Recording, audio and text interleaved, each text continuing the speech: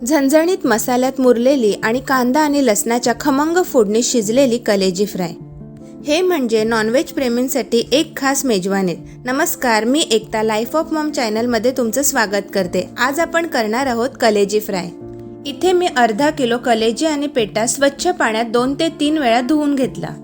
मसाल्याचा सुगंध, खमंगपणा आणि तोंडाला पाणी आणणारी चव यामुळे हा पदार्थ एकदा खाल्ला की पुन्हा पुन्हा खावासा वाटतो।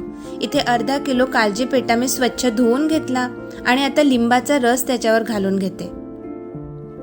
लिंबाचा रस घालून झाल्यानंतर आपण घरातले मसाले यामध्ये घालणार आहोत।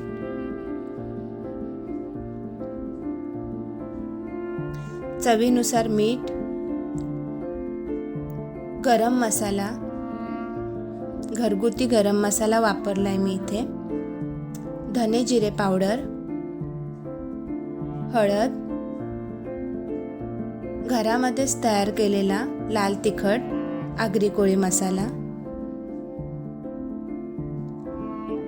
आता यामध्ये मी आल्या लसणाची पेस्ट घालणार आहे। 2 छोटे चम्मच आल्या लसणाची पेस्ट आणि टोमॅटोची प्युरी 2 चम्मच घालून घेतले। आता ते छान मिक्स केलं आणि मॅरिनेट होण्यासाठी ठेवून दिलं। आता मी इथे वाटणाची तयारी करते। मी छोटा खोबऱ्याचा तुकडा आणि कांदा भाजून घेतला आणि मिरची आणि कोथिंबीर घेतली, याची छान पेस्ट तयार करून घेतली। आता इथे मी तवा गरम होण्यासाठी ठेवला, त्यावर थोडंसं तेल घालून घेतलं आणि छान त्याच्यामध्ये बारीक चिरलेला कांदा घातला आणि फोडणीला दिला।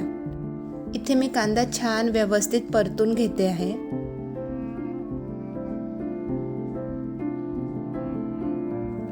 कांदा परतून झाल्यानंतर आपण जे मॅरिनेट केलेलं कलेजी पेटा आहे ते मी यामध्ये घालून घेते आणि छान व्यवस्थित मिक्स करून घेते।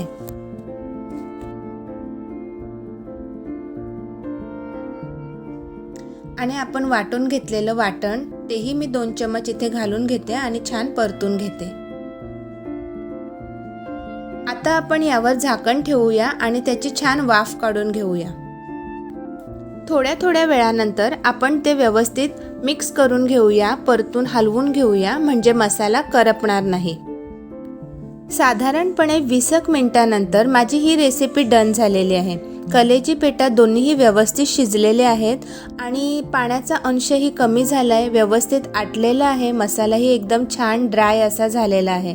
मी यावर वरून कोथिंबीर घालून घेतली आणि पुन्हा एकदा थोडंसं परतून घेतलं आणि आपला हे कलेजी पेटा फ्राय ही डिश तयार झालेली आहे। बघूनच तुमच्या तोंडाला पाणी सुटेल आणि भन्नाट अशी चवीला लागेल असा कलेजी पेटा फ्राय तयार आहे। हे तुम्ही भाकरी, चपाती किंवा भातासोबतही खाऊ शकता। व्हिडिओ आवडले असेल तर लाईक, शेअर आणि सबस्क्राईब करा। Thanks for watching.